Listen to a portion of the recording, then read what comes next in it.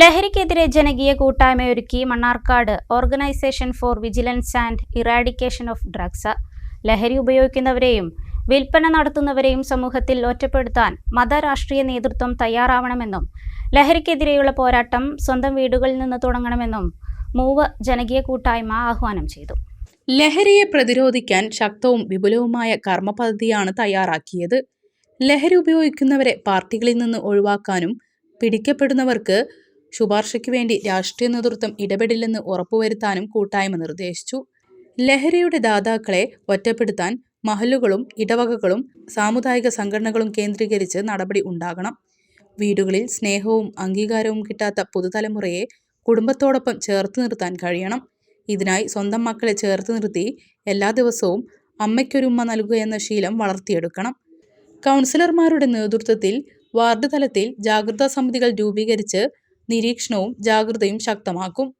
ലഹരി ഉപയോഗിക്കുന്നവരെ കുറിച്ചുള്ള വിവരങ്ങൾ രഹസ്യമായി അധികാരികളെ അറിയിക്കാനും അറിയിക്കുന്നവരുടെ വിവരങ്ങൾ രഹസ്യമായി വയ്ക്കാനും സംവിധാനം ഉണ്ടാകും. ലഹരിക്കെതിരെ പ്രവർത്തിക്കുന്നവർക്ക് മൂവ് കൂട്ടായ്മ എല്ലാ നിലയ്ക്കുമുള്ള പൂർണ്ണ പിന്തുണ നൽകും തുടങ്ങി ഒട്ടേറെ നിർദ്ദേശങ്ങൾ കൂട്ടായ്മ മുന്നോട്ട് വെച്ചു. എൻ ഷംസുദ്ദീൻ MLA ഉദ്ഘാടനം ചെയ്തു. എന്ന് നേരിട്ട് അമ്മയുടെയും ഉമ്മയുടെയും അച്ഛന്റെയും ഒക്കെ മുഖത്ത് നോക്കി പറഞ്ഞ കുട്ടികളുണ്ട്.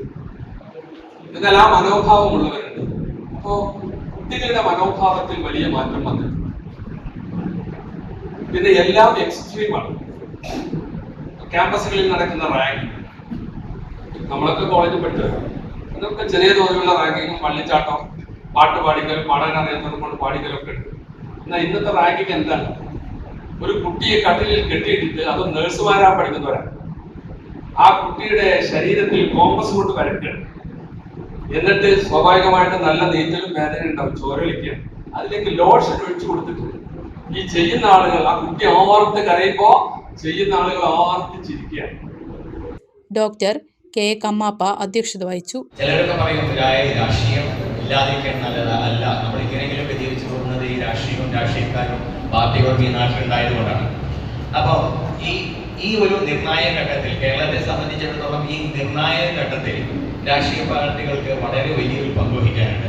ഇത് ഞങ്ങളോട് രാഷ്ട്രീയ നേതാക്കൾ, എല്ലാ പാർട്ടികളുടെ നേതാക്കന്മാരും കൂടിയുണ്ട്. നിങ്ങളോടൊക്കെയുള്ള ഒരു റിക്വസ്റ്റ് ഇതാണ്: നിങ്ങൾ പ്രഖ്യാപിക്കുക, ഈ ലഹരി മരുന്ന് കേസുകളിൽ പെട്ടിട്ടുള്ള ആൾക്കാർ നിങ്ങളുടെ പാർട്ടികളിൽ ഉണ്ടാവില്ല എന്ന് നിങ്ങൾ സധൈര്യം പ്രഖ്യാപിക്കുക.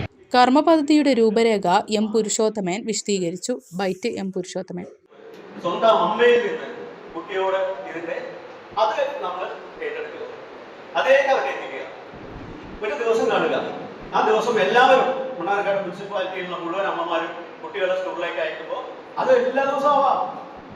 വീട്ടിൽ ഇറങ്ങിപ്പോണ കുട്ടിയെ ഒരു ഉമ്മ കൊടുക്കാൻ, ഉമ്മ കൊടുത്തുകൊണ്ട് ഈ കാര്യം അതാണ്. പിന്നെ ഇതൊരു ഓർമ്മപ്പെടുത്തലായിരിക്കണം ആ ഉമ്മ. അപ്പോൾ ഉമ്മ കൊടുക്കാൻ കുട്ടിക്ക് ആര് വേണം? അമ്മ വേണം. ഉമ്മ വാങ്ങാൻ ഉമ്മയ്ക്ക് ആര് വേണം?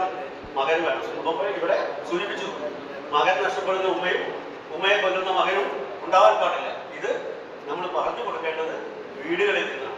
അപ്പോൾ ആ രൂപത്തിൽ ഇതിന്റെ പ്രചരണം നമ്മളൊരു നിശ്ചിത ദിവസം തീരുമാനിച്ചുകൊണ്ട് സ്വന്തം ഭവനങ്ങളിൽ നിന്ന്, സ്വന്തം വീടുകളിൽ നിന്ന്, സ്വന്തം അമ്മയിൽ നിന്ന്, പിന്നെ ഇപ്പോൾ പല കാര്യങ്ങളും ചോദിക്കും. നഗരസഭാ അധ്യക്ഷൻ C Muhammad Basheer, Mannarkkad rural bank administrative officer M Purushothaman, Pazheri Sherif Haji, K Firoz Babu, KVA Rahman തുടങ്ങിയവർ പ്രസംഗിച്ചു.